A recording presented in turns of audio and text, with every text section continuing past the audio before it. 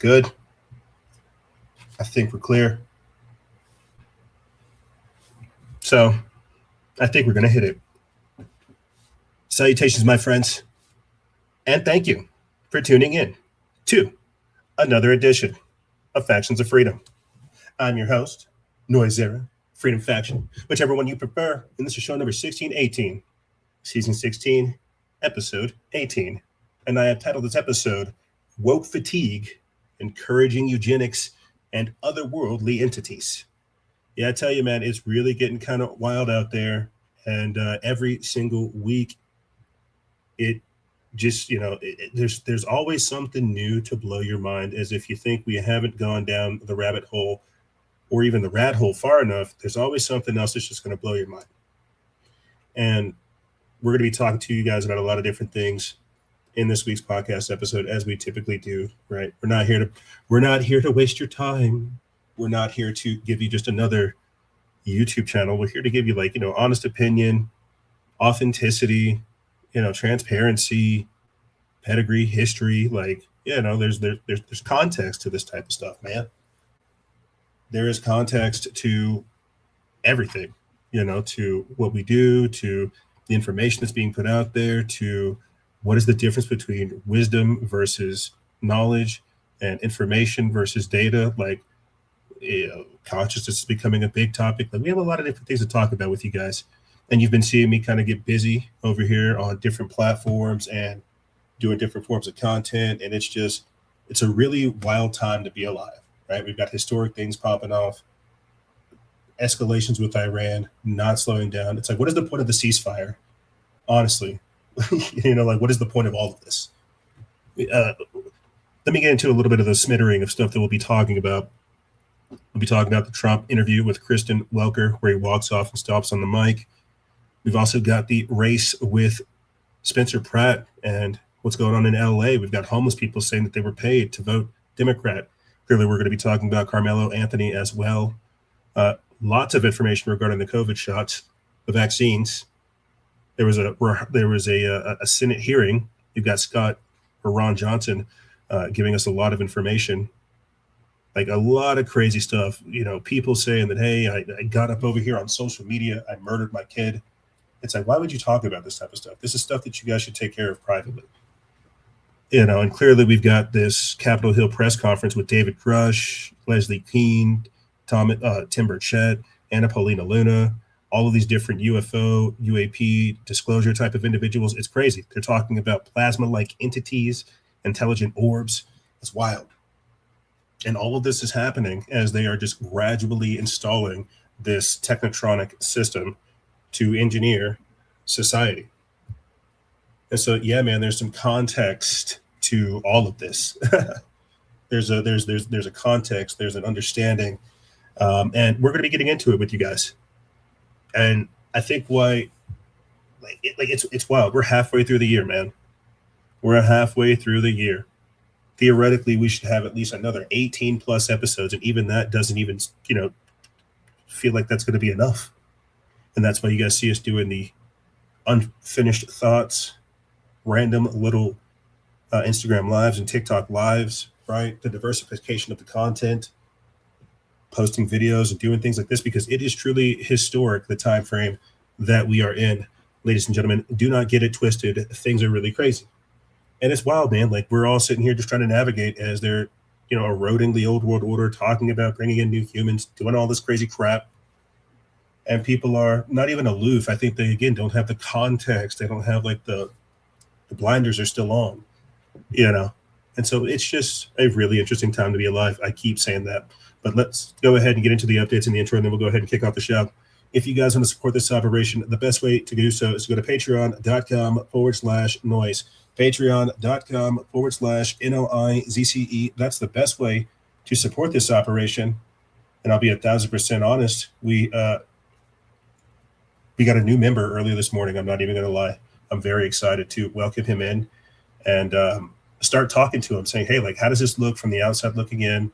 How are there ways that we can improve? Like, what do you think about the show? What do you think about the videos? Like, what do you think about the exclusive membership program? Like, what do you think about it? Patreon.com/NOIZCE. That's the best way to support us right now. We've also recently deployed our Substack, which I'm very happy to put content into. It's where I can have longer form thoughts of my own, little videos that I can put out there, right? They get clipped up as well, which I think is also pretty cool.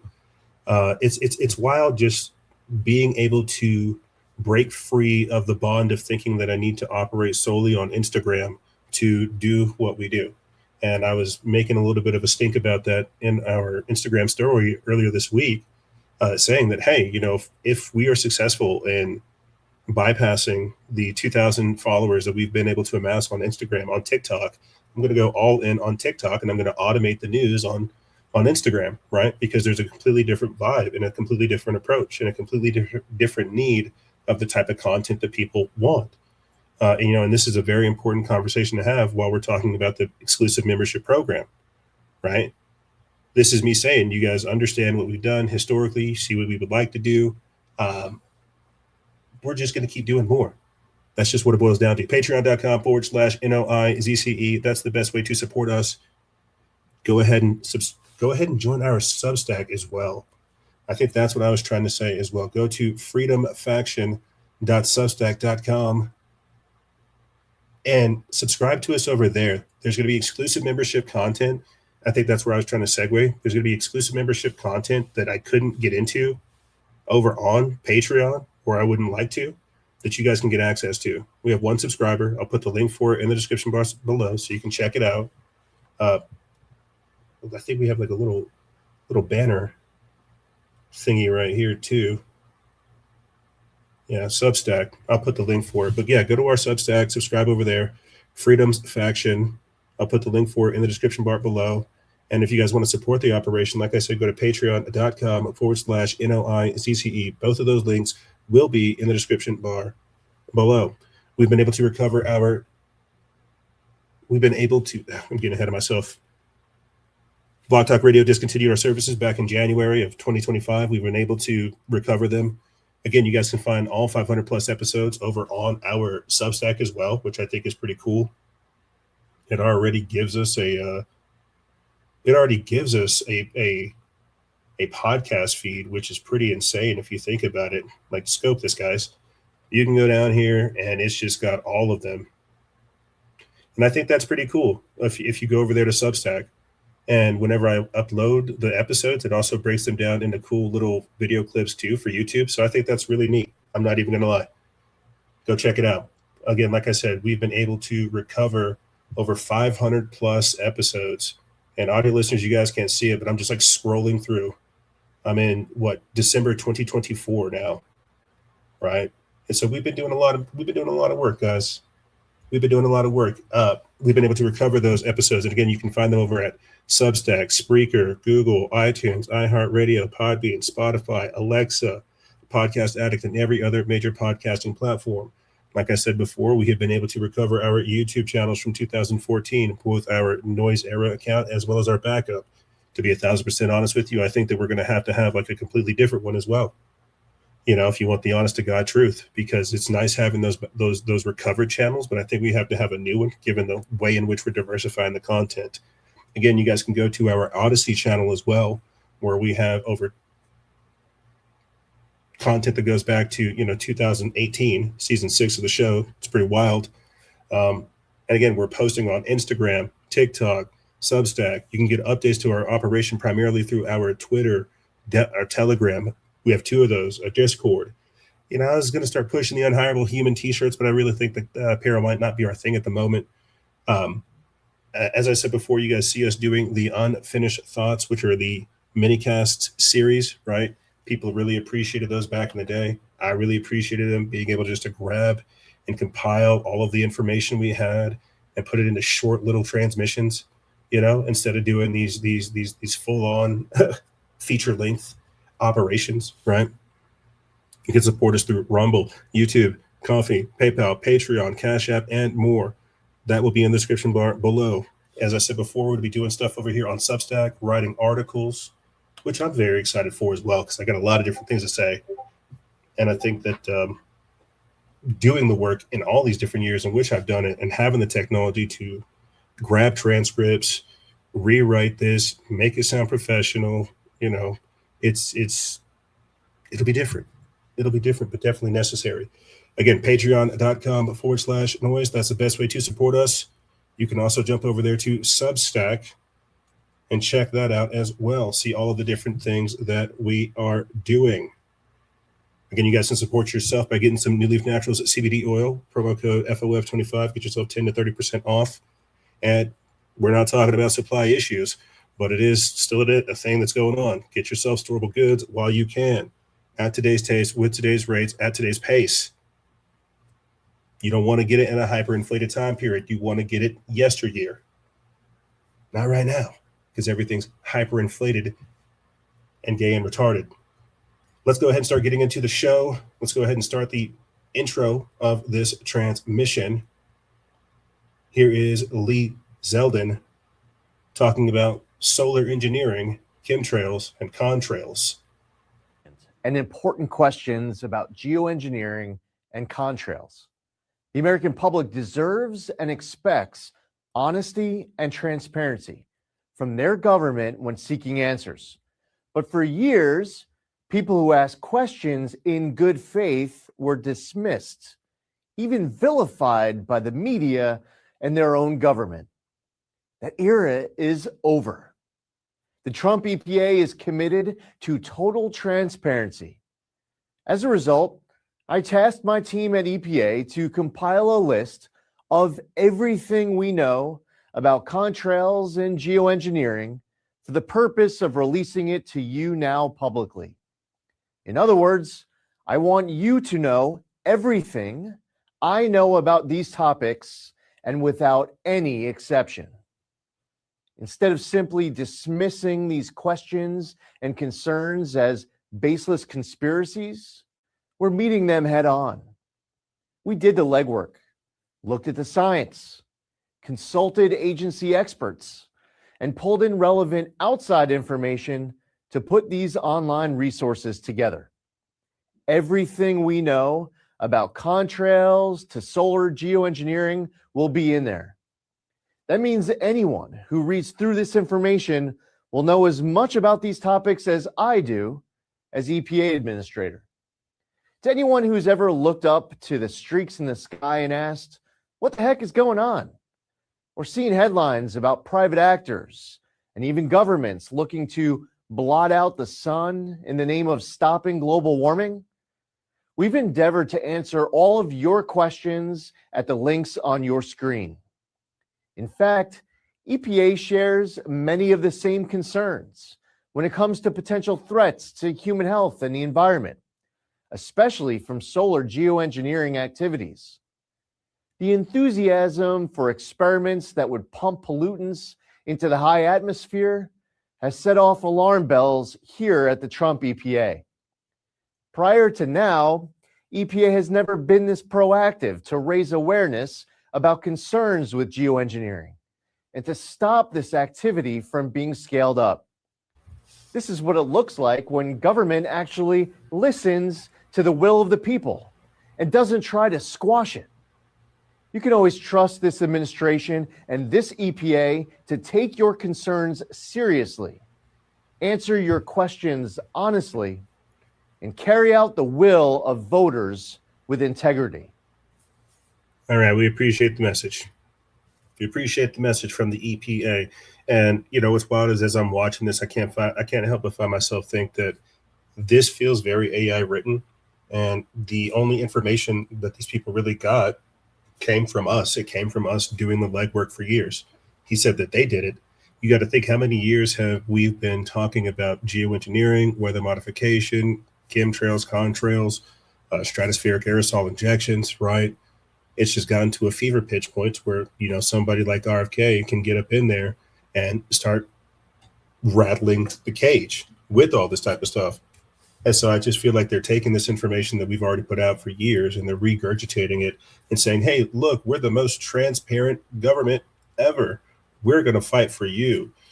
The information I have is the information that you have. Whenever it's like the exact opposite, they took the information that we gave them and then they just regurgitated it like AI and then fed it back to us, acting like it's brand new, acting like it's something completely different. And so, you know, ultimately, I think I'm happy to see this type of stuff reach the collective consciousness, period. That it is no longer like some obscure conspiratorial type thing, right? That this is an actual topic of discussion that we need to have. You see, now, this whole segment, we're essentially talking about the Technetronic era, how they're engineering society, how they're engineering us, and how it's one and the same. You see, these are the technocrats grabbing hold of society. These are the things that they're going to do. They're going to engineer society. They're going to spray chemtrails. They're going to spray the sky. They're going to alter the environment. They're going to have earthquake weapons, right? Because it doesn't just stop there. It's not just, oh, they've got the ability to change the weather. Well, they also have the ability to change the terrain. You see, but moving forward and still talking about the Technetronic era and what these people are doing, we're going to play a quick video clip of a Florida resident named Caitlin Dober, or Dober, yeah, just Dober, talking about seeing a little white box drop from a plane. And this is eerily reminiscent of what we think is going on with this whole tick bait box phenomenon that we were playing for you guys just the other week, where we're seeing helicopters dropping these boxes, people finding them in tins in their woods, right? And this is, again, another method of engineering both the environment as well as humanity. Because if it bites people, yeah, they're going to have an aversion as well. But what happens if these things begin to bite animals, right? Certain animals know to stay away from certain places. They begin to migrate. Let's go ahead and play Caitlin, and then we'll pick it up from there. We get home tonight. All right, we're in Bellevue, Florida. It's 9 o'clock. We're off 484. I just want to let you guys know that a plane flew overhead and dropped a white box, and we're going to try to find it. We don't know where it landed, but we're going out in our landlord's pasture to see what the fuck is going on. These people are crazy as fuck. All right, so people can see, Dune Water's out here. This is the tree line. That's the residence. So this is the tree line where we saw the box fall. We scouted all underneath that canopy, all up over here. And it looks a lot smaller and a lot more open than it actually is. It's actually very densely wooded, but we walked all under there. There's a couple of broke down like sheds and stuff, but we couldn't see anything. But as you can see, the sun's pretty intense right now. So when my husband gets home tonight, hopefully 6 or 7 when the sun sets over here, we'll be able to see the tree line from the underside up a lot clearer than right now. Right now, you really can't see a lick of anything. So we're going to keep an eye on it. And I'm going to keep checking my landlord's cows. Hopefully it's not ticks. Hopefully I would be more comfortable with mosquitoes, and that sounds crazy, except for the fact that we don't have standing water except for our water troughs. And we have a lot of ducks. So we can let the ducks free range, and I won't have a worry in the world about mosquitoes. But if it's ticks, you know, I don't have access to the back 100 acres, so I would have to check the landlord's cows and see if that's what's going on. But Okay. We will see, and we will keep you updated. Okay. Thanks, Caitlin. Yeah. So a lot of people are finding these random boxes, these random white boxes all over the place, and it is biting their cattle. It's biting them. I seen a video clip of somebody walking around with like duct tape on their shoe, just showing you how many different ticks are on the ground that are collecting them, that they're actually, coming after them too, right? They're not shying away. They're displaying strange behavior. And all of this stuff, again, you guys could go back to season 15 where we were talking about it as well, where they said they wanted to engineer the Lone Star tick to create this red meat allergy, right? They've done studies on this. They think it's moral. That's how these people operate. They're forcibly evolving us, you see. And an example of this is whenever we have this next clip coming up of ticks found on a small child, right? Imagine just what's crazy is it's on like a little napkin. So you've got to ask yourself, is this in the diapers? Was this in the wipes? Was this in the toilet paper? Was this in their ground? Where are these things? And a couple of weeks ago, we played a video clip for you guys of somebody who had been bit by one of these ticks. And he talked about not being able to eat red meat. So it's a forced evolution type program that we're talking about. A forced merger, transhumanism, biohacking, things of this nature. Here's the clip. So my son just came in the house, and I thought he was joking about having a tick on his hand. I was like, oh, how funny, an invisible tick. Okay, we'll get the invisible tick off you. And he goes, no, Dad, there's really ticks on me. So I looked down at his hand at this tiny little black dot, and he goes, look, Dad, it's moving. It's a tick. And what the hell? I kid you not. These are tiny ticks. This is a baby tick. 2 little microscopic ticks. Look at that little bugger. Yeah, That's a tick. they're so cute. No, they are not cute. Why? Because you don't want ticks. They can sometimes What carry kind of- Lyme disease, and it's really, really not good for you. What And kind these of are what? tiny. Look, they are so small. Daddy? I'm like, oh, you have 2 little black specks on your hand, huh? Wipe them off, buddy. It's okay. No, they're ticks. I mean, we do live out in the country, so granted, it's bound to happen. But what the hell? I didn't know they came that small. Yeah. And again, they're engineering them too. They're engineering them to not be afraid of humans, to go towards them. And you got to think, if they can get the kids early, the parents think, oh, well, shucks, they've always had this meat allergy. They've always had this aversion. When that's not the case. Whenever they've engineered ticks to carry this disease, to throw inside or throw out there, in the environment, to alter people, and then just start this whole process. It's a pretty crazy thing whenever you think about it, but I would not put it past the controlling elite. They say that they want to do this. They say that they're already doing it. This is in total alignment with Agenda 21 and Agenda 2030, right? Reducing human consumption, red meat consumption. We've got a video clip later on in the show, not in this particular segment, where we talk about a 5th generation farmer and how they're introducing mRNA vaccines into cattle, right? Like, it's crazy, man. All of this stuff is unfolding simultaneously. Actually, I don't think it is in the next segment. I think it's in this segment. Because now we're talking about how they're finding screw worms in the livestock. So not only are humans getting being found with random ticks in them, now we're hearing about New World screw worms in American livestock. A moment on the New World screwworm. So it is a vexing challenge that we thought we had beaten in the 1960s and 1970s. As I mentioned, unfortunately, that was wrong as the screwworm began to make its way back towards us in 2021. The way we defeated it before, you need about 400 million sterile flies per week to actually mate with the bad flies, sterilize them. And then, of course, the way that the flesh is in wounds becomes open to these screwworms, which are actually flies. The flies land in the wound, they lay their eggs. The larva then is what actually eats the flesh. If you catch it right away, you can save the animal. and put them back into the supply system after a number of days. If you don't catch it right away, then that's where the problem ensues. Back when we did beat it, again, as I mentioned, it's about 400 million sterile flies a week. And that was in the 1960s, 1970s, because over years we as a country, we as a hemisphere had taken our eye off the ball, thinking it was eradicated. We got down to only 100 million sterile flies in production a week in a facility in Panama.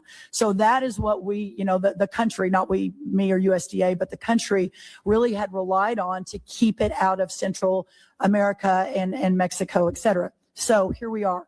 When we got in last year, I was presented with the information. It's starting to move its way up. I went to the president and I said, this is going to be a massive problem because we need 400 million to 500 million flies per week to beat this back.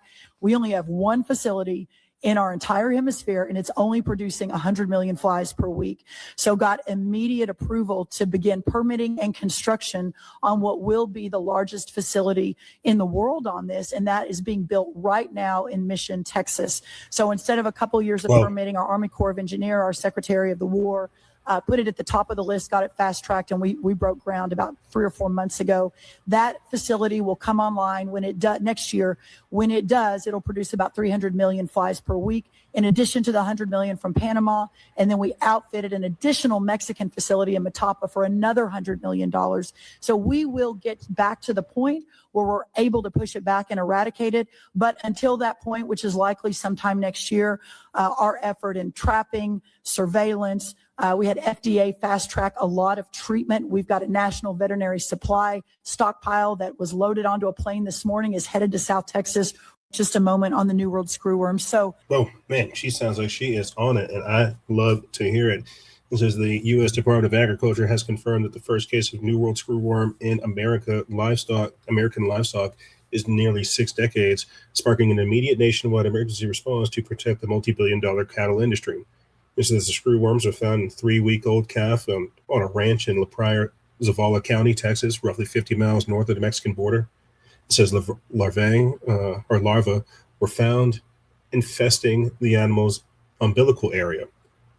The USDA's Animal and Plant Health Inspection Service confirmed the case on Wednesday after samples were tested at the National Veterinary Service Laboratories in Ames, Iowa. This is Agriculture Secretary Brooke Rowlands described the situation as one the Trump administration is treating with, quote, the utmost seriousness. Let's go ahead and pause right there. I think we have everything we need from her testimony, as well as just the quick briefing of that. They also found New World screwworms out here in New Mexico as well, too. So it's like people are hearing about ticks. They could bite them and hack their biology, engineer their biology, and make them averse to meat. Now we're hearing about how these New World screwworms that were gone back in the 60s that we thought we had dealt with, apparently we're not dealing with. Our only facility is in Panama. They're going to bring a whole nother one over here in Texas. It makes perfect sense. It was crazy, like listening to her in a wild way. It makes perfect sense now, in hindsight, what we were discussing with you guys just last week, where they were talking about 31 million different genetically engineered or genetically modified mosquitoes by Google being released. That makes sense now, given everything we're talking about. But I mean, it's just crazy because here we are in a world and in a time frame where we're just talking about genetically modified bugs, altering the environment, right? Changing the natural order of things, trying to play God. It's wild because now you can see where pestilences, you can see where plagues and all these diseases would pop up back in the past because it didn't have this type of technology. And we're doing Frankenstein over here to maintain our way of life. Moving forward, but still staying over here on the screwworm, it says screwworm in Texas cattle herds could produce record beef prices this summer. The recent detection of the invasive New World screwworm in Texas cattle herds is adding new strain to an already challenged U.S. beef industry, potentially driving higher prices for consumers this summer. It says that the parasitic fly, whose larvae burrow into the flesh of living, warm-blooded animals, poses risks to livestock and has emerged in Texas, where officials are working to contain the spread. It says this development comes as American cattle producers grapple with the smallest national herd in 75 years. It says compounded by droughts, relaxed tariffs, and the suspension of live cattle imports from Mexico that removed roughly 1.2 million head from the supply chain. This is the U.S. Department of Agriculture Secretary Brooke Rollins described the situation as manageable, saying, quote, "This is not a virus, it's not a disease, it's just a little pest, a larva that lands in a calf's wound, for example, and it can be treated," she said in a recent interview. Colin Woodall, CEO of the National Cattlemen's Beef Association, echoed the reassurance, noting the industry had anticipated the pest's return, saying, quote, "We have been anticipating this for some time. It's not a shock to the supply. It is a pest, and like many other pests, we deal with it," Woodall said. He emphasized that the available treatments and a sterile male fly release program, currently deploying about 100 million flies weekly with a plan to scale to 500 million, should prevent any major disruptions to the beef supply. Unlike avian flu outbreaks, no mass culling is expected. Despite these measures, the outbreaks is expected to increase costs for ranchers through added labor, veterinary care, and monitoring. And with beef prices already elevated up 12% year over year, even with a slight easing in May, economists warn of a potential inflationary pressure as supply remains tight. Oof, yeah. You guys got some clean beef? Right? You got some of that screwworm-free beef? I know, I need it. And it's wild because just a couple months ago, it feels like we were talking about mass culling with the chickens. That's something that Joe Biden loved to do. He loved to cull those chickens. And now here we are talking about worms and maggots and things infesting our meat. And it's crazy. We got worms and maggots infesting our meat. We have ticks trying to vampire or envenom and poison children, poison humanity, forcibly evolve and alter humanity. It's like, how can you not see that there is a guiding hand in society doing all these things, and it's like a horrible science fiction experiment, and that our life is now being managed again by these technocrats, these scientific Satanists, these Luciferian engineers, these occult technicians who like to, these alchemists, right? These dark alchemists that like to play God, warp the minds of men. And now they're going to begin to warp the bodies. They're already warping our environment. Let's go ahead and play this fifth generation cattle rancher Braden Jensen talking about mRNA vaccines and livestock. Aware. And as always, guys, buy American and buy local. Let's dig into this statistics sheet about mRNA vaccines in live animals and why this is a concern, not only as a consumer, but as a producer as well. They took 525 hogs, injected them with a live mRNA vaccine, and in 21 days, these were the statistics. 25 of them suffered from death, 55 of them became so anorexic that they were near death, 20 of them suffered from lameness, 12 of them suffered from loss of condition, and 25 more of them had near-death symptoms. So we have 70% of these animals that are going to be okay to an extent, and then we have 30% of them that either have died or have near-death symptoms. They did autopsies on the ones that had passed away, and they still found remnants of the live virus vaccine inside the meat of these animals. So from a consumer standpoint, we have to worry about a live virus being inside of our meat that we're putting inside of our bodies. And as a producer standpoint, we have to worry about the health of our animals that can ultimately destroy us, destroy our herd, and destroy our business altogether. I'm interested to see what y'all think about this, so make sure you leave a comment, share it around. Let's get this information out there and make people aware. And as always, guys, buy American and buy local. That's crazy. Appreciate you, Braden. That's crazy.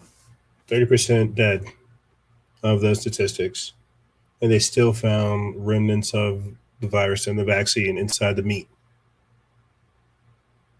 And this isn't me saying like, oh, hey, go vegan, like they're poisoning the meat. This is me saying, we need to be aware of this.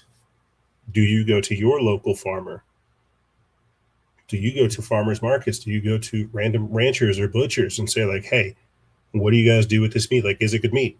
And are you willing to pay that premium? And the sad part is we've been so disconnected from like our local ranchers and our system like that we would have to pay that premium in order for them to have a living wage, right? It's like you're going to have to pay that extra fee just to have something clean and free. Otherwise, you can get fake meat, you can get genetically modified food, you can get bug chitin, you can get the mRNA vaccines, you can get this genetically modified meat thing that Bill Gates is doing. Like it really is crazy when you see what they're doing to us. So you see how they're, again, modifying the environment, modifying the food that we intake. The last step is literally being able to modify us, and that's what they would like to do. They want to engineer humanity. They just have to grab, and right now, these technocrats, these mad scientists are grabbing hold of the levers and reins of our food, of our air, of our environment, water. That's all a part of Agenda 21 and Agenda 2030, right? And the ultimate goal is the crux of the transhumanists. It's to deal with flawed man and engineer a better version, you see. Now, moving forward and talking about a different version, we're going to switch up with the other part of the show, not necessarily engineering humanity, but more so engineering society, the AI aspect of things. We've got Anthropic calling for a global pause in AI development, warning of the, quote, self-improvement risk. Anthropic, who say, I don't write any code anymore. I just let Claude write the code, and I edit it or I look it over. And of course, at Anthropic, writing code means designing the next version of Claude itself. So we essentially have Claude designing the next version of Claude itself. Not completely, not in all ways, but in many ways. That loop starts to close very fast. And so I look at this and I say, wow, this is exciting. It's incredible what we can do with the world, but also it's really speeding up a lot. And I'm just not sure we have that much time. Within Anthropic, who say, I don't write any code anymore. Yeah, Claude Fable came out earlier this week. There's been a lot of people just vibe coding all kinds of crazy things, really, really cool stuff. Anthropic, or artificial intelligence giant Anthropic on June 4th called for industry leaders worldwide to slow down the development pace of the technology, warning that the models are reaching a point at which they could soon independently improve themselves, potentially taking control out of the hands of humanity. Anthropic, maker of the popular Claude chatbot, stated in a blog post that continuing to delegate the development of AI systems of AI to the systems themselves risks creating a technology that is, quote, capable of fully autonomously designing and developing its own successor. Quote, this is called recursive self-improvement. Let me pause right there. I learned about this whenever I was like really digging into OpenClaw and getting kind of my feet wet with AI, recursion, machine learning, AI. This stuff it actually is pretty crazy. I'm not even gonna lie. And it already has escaped a couple of times. We've seen this. And I would not be surprised if we do have rogue AI capable of just doing its own thing, existing. Like what's crazy is they put out a video clip about this. I put it on my TikTok. Let me see if I can find it right quick. It's like what AI looks like whenever it begins to evolve. And it's a pretty fascinating thought. Yeah, when AI builds itself. Let me pull this up real quick. Audio listeners, you guys can't see this, but this is just a video clip of when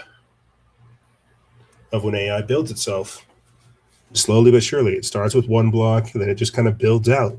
It's not linear, right? Some of the stuff it does in one dimension can completely help with stuff that is set up a few moves ago, and then it just self-improves and self-builds and just grows and grows and grows and grows.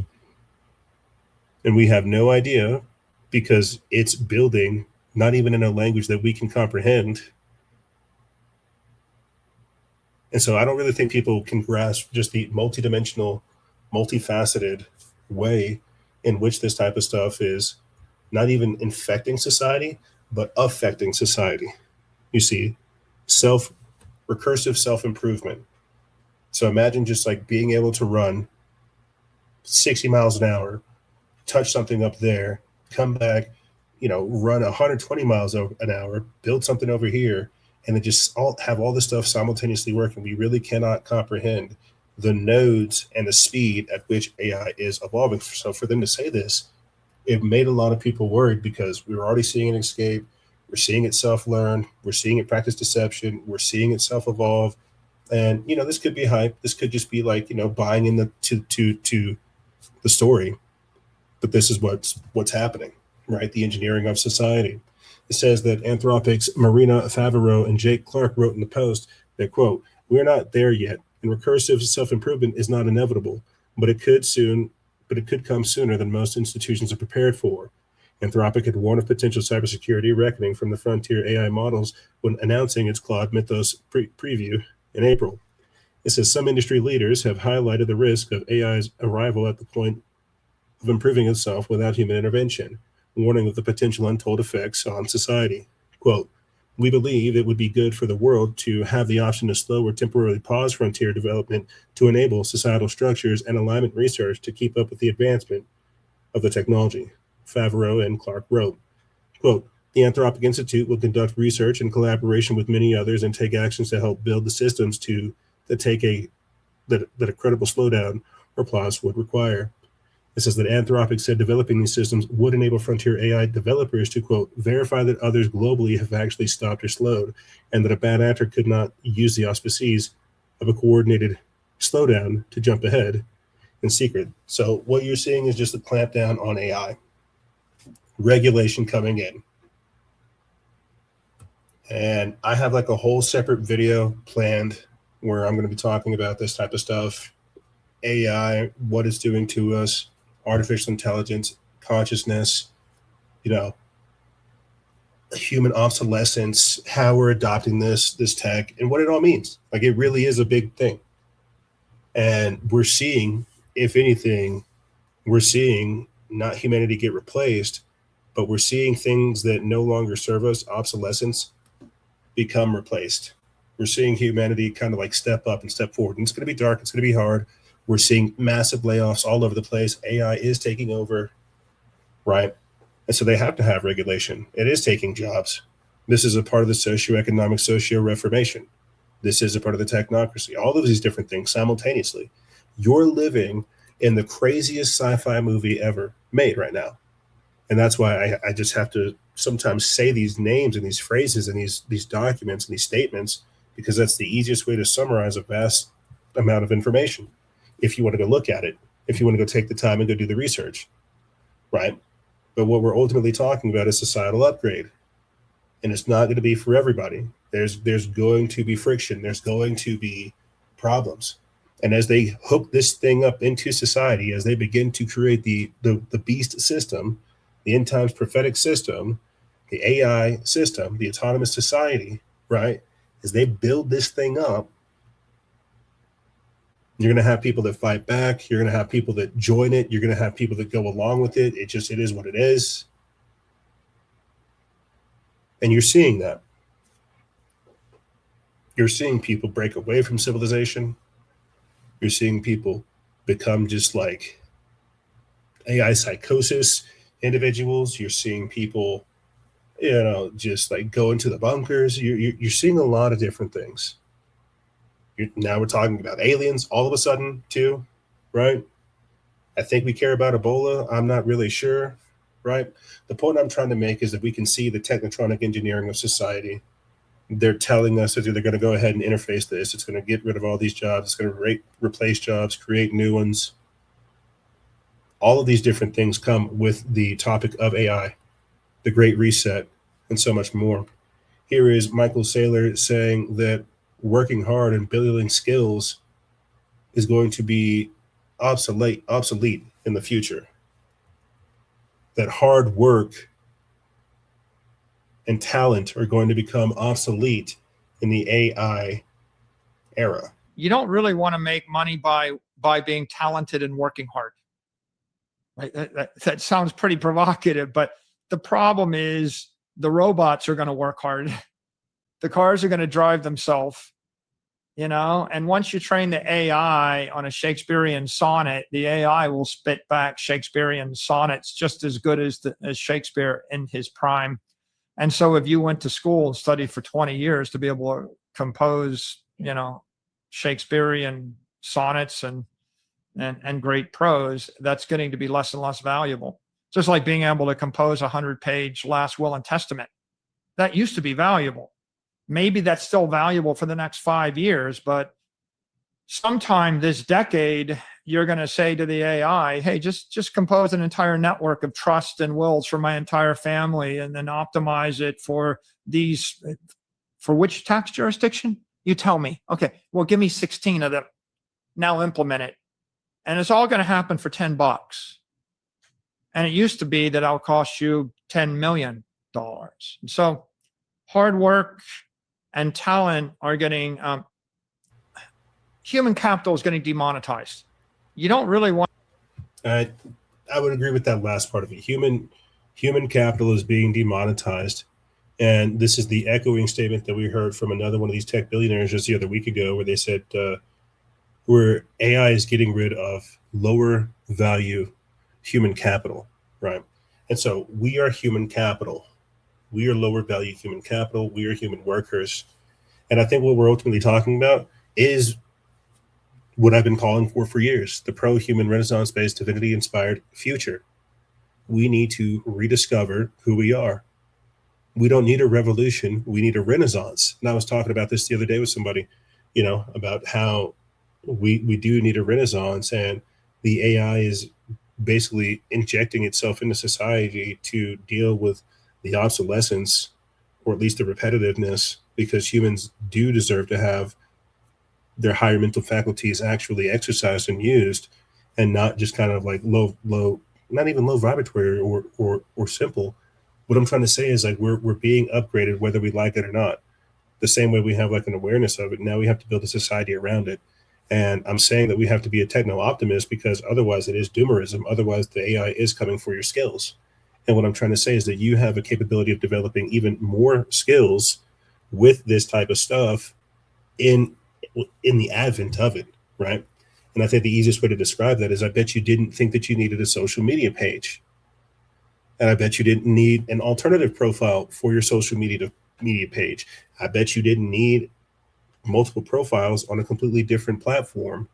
What I'm trying to talk about is, think about how social media, something that we didn't think that we needed, taking pictures of your food, taking pictures of your kids and your cats and your animals and random crap like that, would become such a pivotal point in society, to where it is like how we communicate, how we exchange ideas, how you're listening right now, how I have, like, you know, over 50 plus seasons of just like seeing society evolve.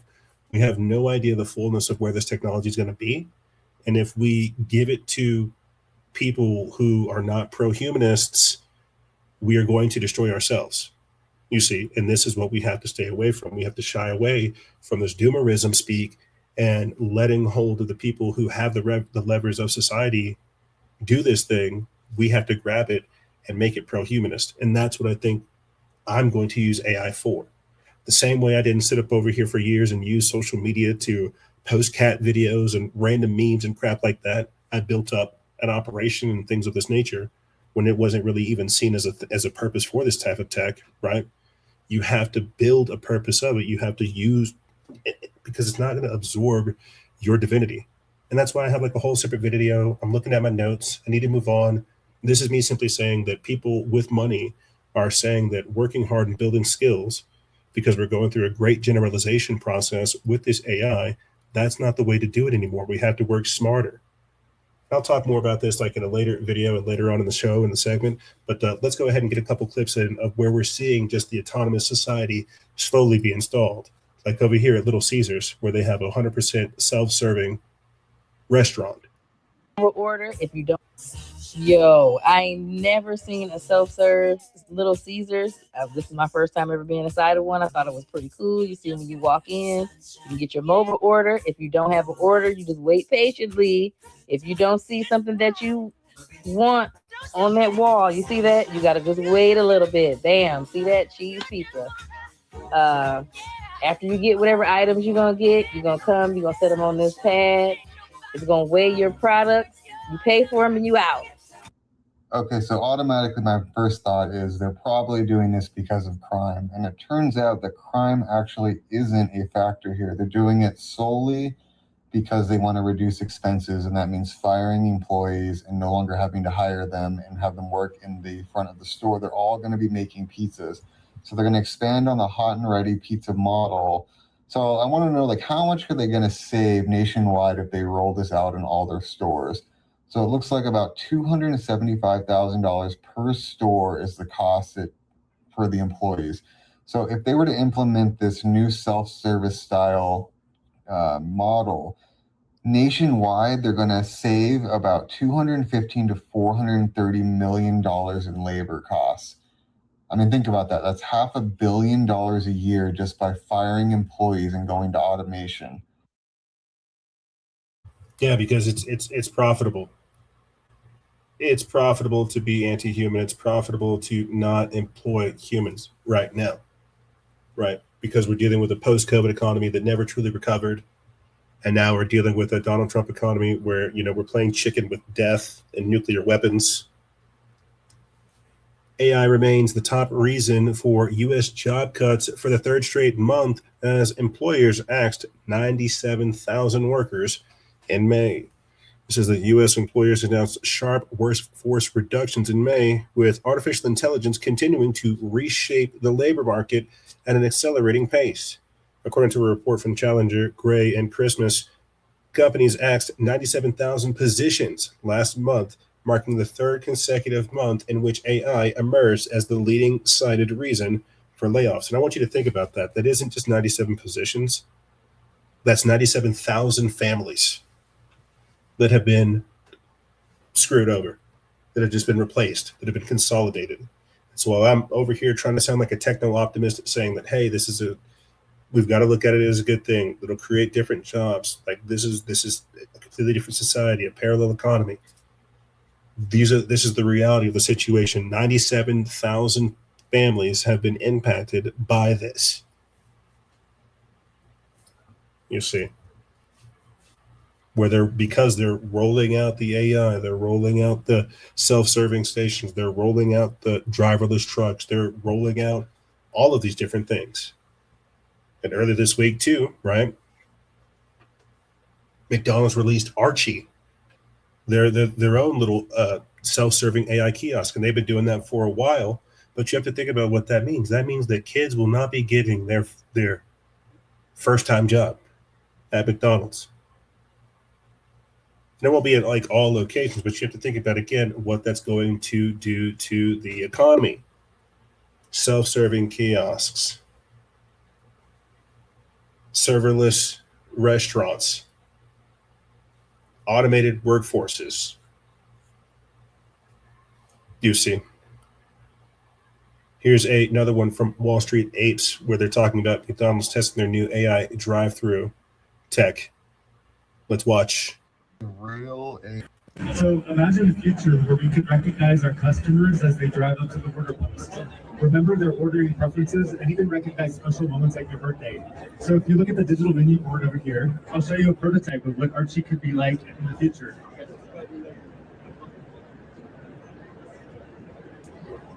Welcome back, David. May I take your order? Thanks. Can I get my usual? Your usual. The crispy deluxe meal and 2 cookies. Anything to go with that? Yeah, can I see the full menu? Sure. What would you like from the full menu? I'll get a quarter pounder. Without cheese, right? Right. Done. Anything else? I'll also get 3 McSpicy meals. Is that with barbecue sauce? No, hot honey, please. Got it. Anything else for you today? No, that's all. Great. If everything looks correct, please go forward. Fresh fries coming right up. This is a real AI data ordering system that's being rolled out at McDonald's. And what's really scary about this thing is that it actually captures your license plate and your biometric facial data. I don't know why McDonald's needs your license plate data, when they already have your facial data to recognize you when you're doing an order. But this isn't something that is just a concept. They are already testing it at 5 locations. It's already done 1 million transactions, and that means that it's captured that many people's license plates and facial data. The other thing is, what if they start selling your data? Now, as of right now, it says that no, McDonald's does not sell your data, but as we know, these systems always roll out, they capture everything, they say they're not going to sell it, and then what do? They sell it. And how would we know, too? I think I'm looking at this. Imagine being able to go to McDonald's in the future, and because you have bad social credit score points, you have bad good boy points, the little kiosk says, well, I'm sorry, you can't have your McDouble today because, well, that's not on your socially allotted credit statement. That's not a part of your greenhouse gas approved diet, right? Your carbon that exceeds your carbon rations. And while that sounds crazy right now, understand that that's what's coming in the future. That's the kind of world they want. That's why they want to automate everything. Now, your listeners, you can't see it in the back, but they say Arch IQ. That's it in the back. Because that's what Project Stargate is. It is the centralization of all of this different stuff. That's why you see the grid going in. That's why they're talking about AI. That's why they need to hurry up and install it now. They can have AI wire it up in the back as it gets slowly smarter, as it escapes its sandboxes, as it escapes its containers. And again, I can't help but think that that is archetypal of what Elon Musk said years ago, that we have summoned the demon, and we think that this demon is going to come through and manage society, become the AI godhead, when all we're feeding it is control and anti-human information. You see? Here's a quick promo for some humanoid robots in China.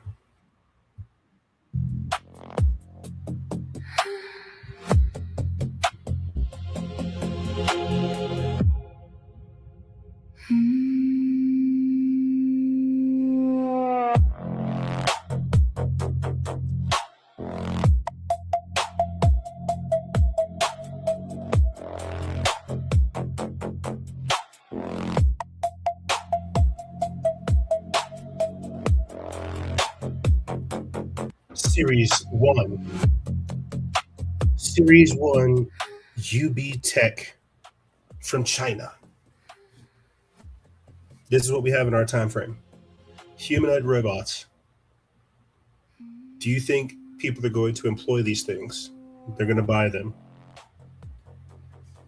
They're going to buy these robots. They're going to have them do housework. They're going to have them do menial labor. They're going to have them be engaged in sales, marketing. And that's where it starts. Then it becomes data collection as it evolves.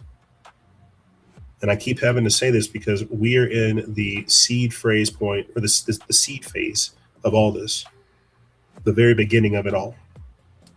I've seen robots get rolled out. I'm seeing AI take over the system, of people getting hooked in, the engineering of society. And we're already seeing an AI arms race. What happens whenever it's a humanoid robots race? And we're already seeing that behind the scenes. That's what I'm trying to get across to you guys. It's not even a discussion. It's what's going to happen. You see. Here is PepsiCo saying that they are welcoming in driverless trucks and embracing automation.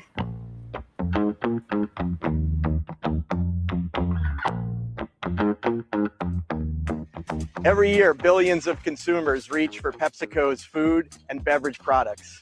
Meeting that demand means thinking about how we build our supply chain, not just for this year, but for the decades ahead. Today, Gothic and PepsiCo are announcing our partnership to deploy driverless trucks across the United States, with many already in operation.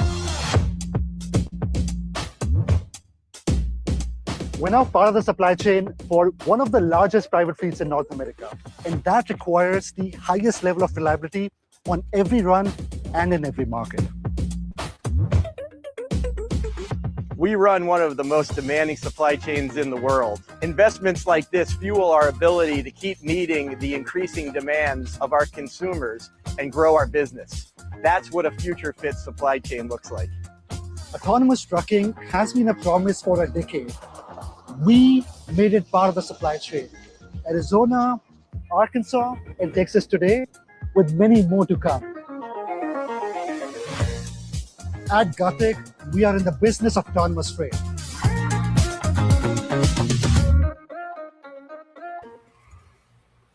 Don't worry, we're just going to put you guys out of a job. This is PepsiCo.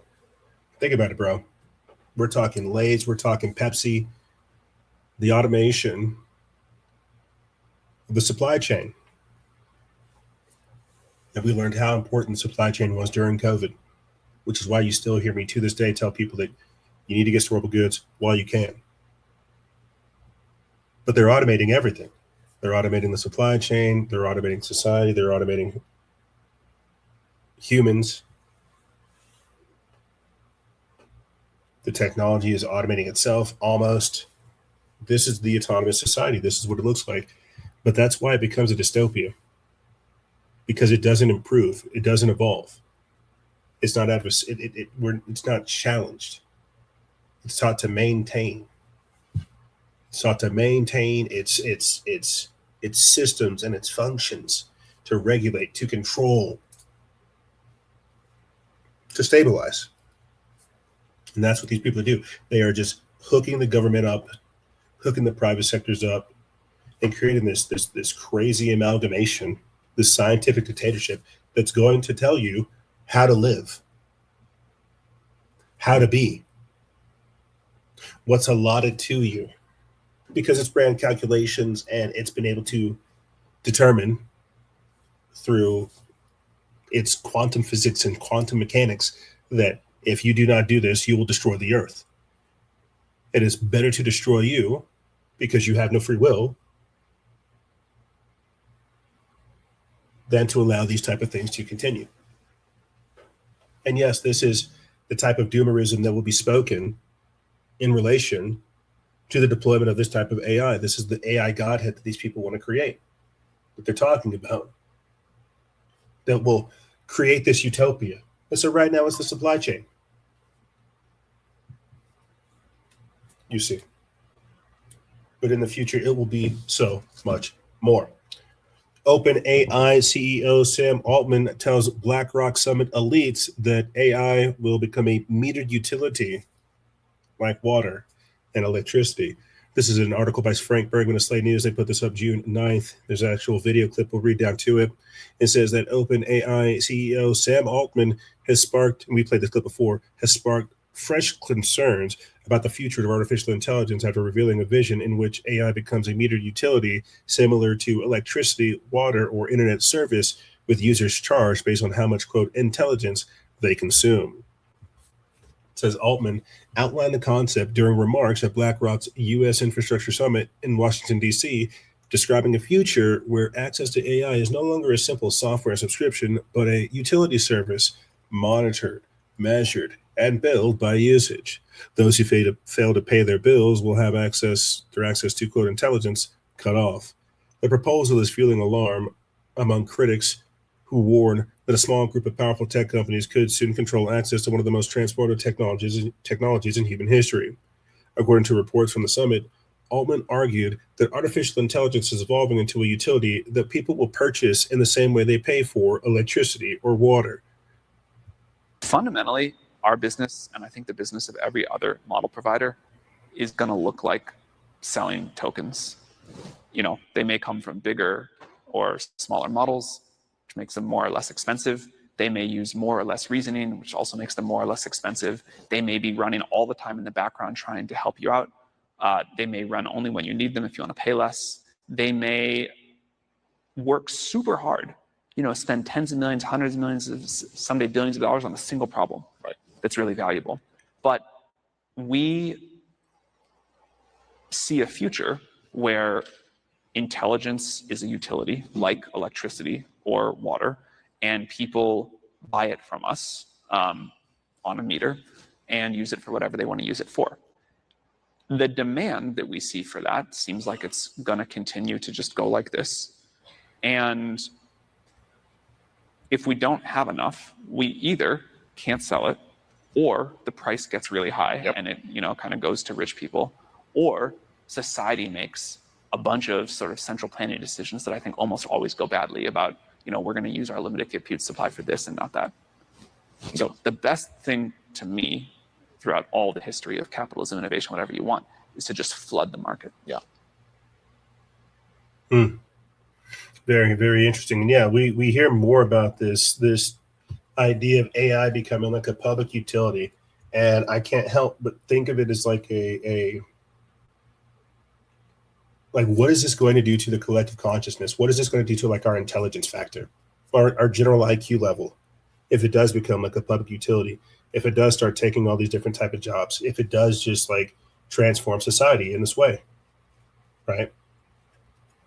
What happens whenever we have something that is this transformative, disrupting society, telling people to do these things,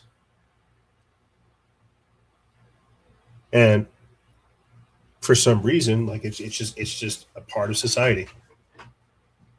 What is society going to look like whenever it's automated, it's artificially intelligence driven? And this is why I have to do completely separate videos and talks about this, because it is something that people need to have a conversation on.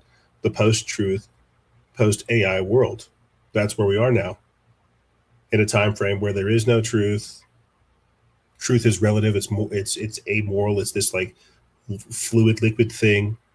Intelligence is not even abundant anymore, right? You're hearing people like Michael Saylor, who's got all this Bitcoin money, talk about how hard work and talent is going to become obsolete in the AI era. A lot of these people are saying doomerish things, but at the same time, it's kind of this revelation that we need to understand that we are all the same and we're all kind of in the same situation. But what does that do to the collective conscience? How do we rise up out of the paradigm that they're putting us in? And what's wild too is, even as I hear myself talking about this kind of, you know, spitballing and freestyling with you guys, I'm thinking that this is what Noah Yuval Harari said. They said they couldn't come up with something to do for us. And so the best thing for them to do was to just give us drugs, barbiturates, and video games. Because what are you going to do with society whenever you have this super intelligence running around controlling everything, and you have what they consider as useless eaters? That's why they slowly want to exterminate us. And we have got to come up with a pro-human, Renaissance-based, divinity-inspired future that empowers humanity, that is pro-human, that does still use this technology for a purpose. Because if not, and you get these people who have succumbed to this mind virus, this anti-human satanic mind virus that's preaching this doomerism that robs people of their purpose and divinity, that's not a good thing. You do not want to encourage that. So we have to have that conversation in one way, shape, and form. Let's go ahead and close this video clip, or at least close this segment out with Donald Trump talking about universal capital ownership. They're basically saying, like, if AI creates trillions of dollars in new wealth, normal people should not just watch a few companies like OpenAI and investors get insanely rich. The public should own a piece too. That could mean equity stakes, public dividends, or a national AI wealth fund where every citizen benefits when AI companies win. Because if AI starts doing more of the work, wages alone won't be enough. People need ownership. This is how you make the AI revolution something that the whole country can support, rather than something that people are against. So we're going to go ahead and play this quick clip, and then we're going to wrap up the segment after that. Here is Donald Trump basically talking about private capital ownership. Potentially taking these equity stakes. Have you spoken to Sam Altman or any? No, there's a concept out there. There's so much money and it's so big that there are concepts where pieces could be given to the American public, where the American public essentially becomes a partner with the companies. And I will tell you, I have spoken to all of them. There's something very interesting about it, where it almost becomes a partnership with the American public. And we'll look into that. We are looking. I actually have a meeting scheduled in the very the very near future with, did you know that, with all of the companies, and we're talking about it, where the American people can benefit from the success of AI. And by doing that, they're going to like it better. Because we're leading China, we're leading everybody in the world with AI. And we want to keep it that way. It's probably the biggest industry maybe that we've ever seen. Which companies? All of them. All the big ones, yeah. All the big ones. They're all coming to the White House probably next week. Is the idea that that would be dividends for the Americans? I don't know. We're going to see. I mean, we're going to see. Sort of, it's like you make them a partnership in this revolution. It would be a beautiful thing. And it would make them rich. Senator Bernie Sanders proposed this 50% managed public-private partnership. Well, I've been talking about it for the last year. But is it odd to be kind of on the same page with Senator Sanders? No.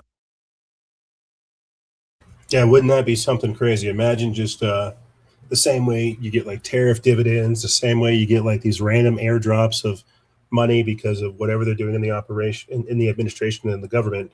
You get a little bit of a kickback from all the money that these people have stolen from us. And so like a tax return, it's just your money given back to you. It's the money that they've made off of stealing your data and your information. They just give it back to you. I would actually honestly encourage that type of solution when dealing with all this type of stuff, because it is going to become a problem in the very near future. You cannot let these people sit up over here and extract all this wealth and all this value from society and all this intelligence and all this essence. You can't take it from us and give us nothing.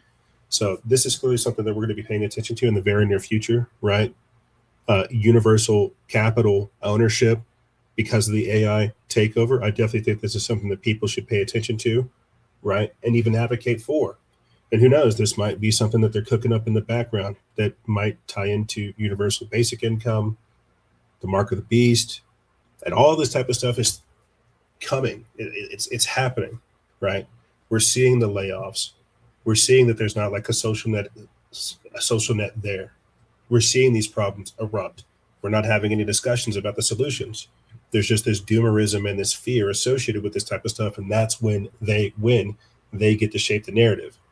You know, and I've been an advocate for that, right? Of saying that, hey, if this AI information or these companies somehow use your data, you should be able to get some type of kickback because they essentially stole it.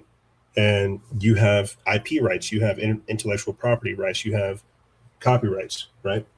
So it's a crazy conversation when we're talking about the AI takeover of society, the technetronic engineering of society and humanity, but it's not something that we should shy away from. It really is something that we need to lean into so we can begin to form narratives instead of adopting the ones that they have, right? So it's just getting wild. That's all I'm going to say. And there's a lot of different things, a lot more that I could have got into in this segment, but this is me just trying to start the show off. This is just the intro, the honorable mentions, and stuff like that that's going on. But here's what's going to happen. We're going to take a quick break. And when we come back, we're going to be talking about woke fatigue, what's going on with this Karmelo Anthony situation, Ireland blazing. We're clearly going to be talking a little bit about Henry Nowak and what's going on with the UK. People in Albania are absolutely rioting over the Jared Kushner, Ivanka Trump declaration of them trying to build their private luxury bunker. We're just talking about all the crazy stuff that's going on socially and culturally on the other side. Ladies and gentlemen, don't go anywhere. This is Freedom Faction over here on Factions of Freedom. And we'll be right back right after this.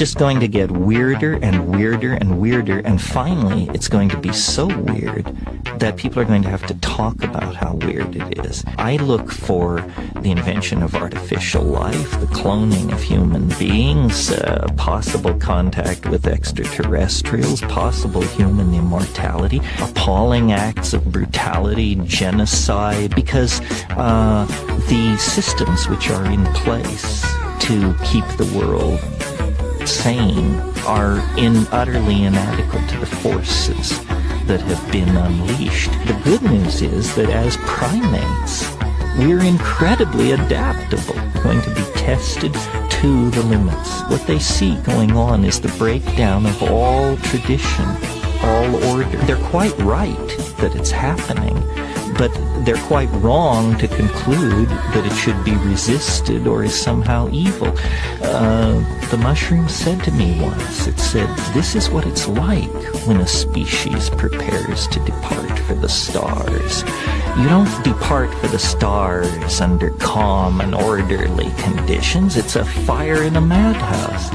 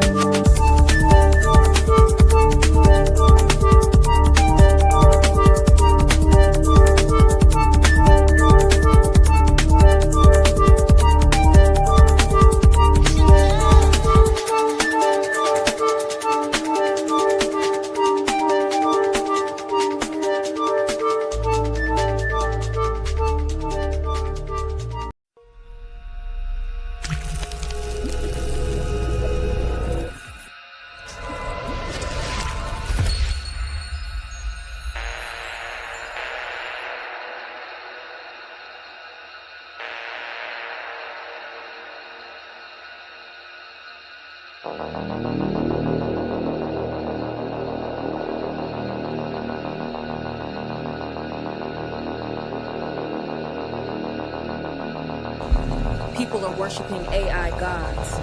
The alien invasion is already here.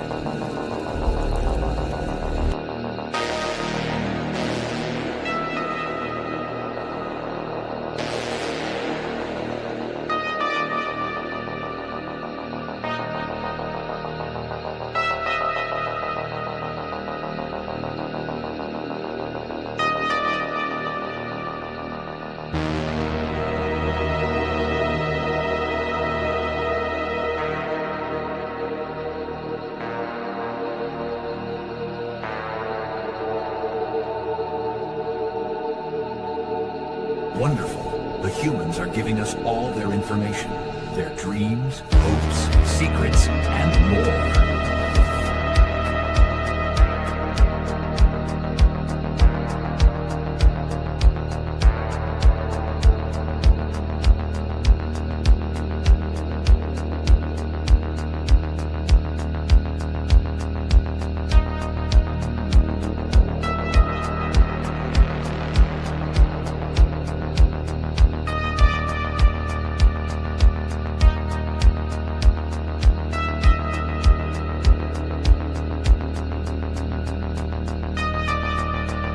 Once the humans have exhausted themselves, only then will we insert our program into them.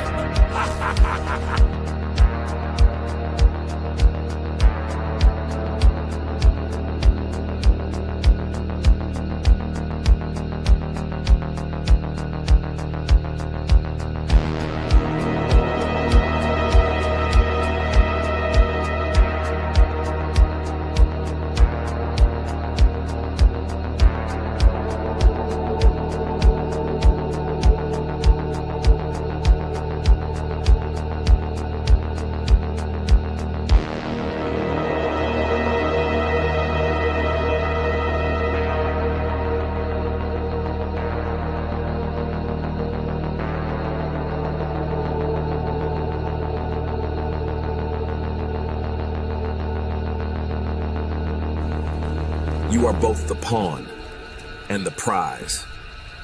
Choose your reality wisely.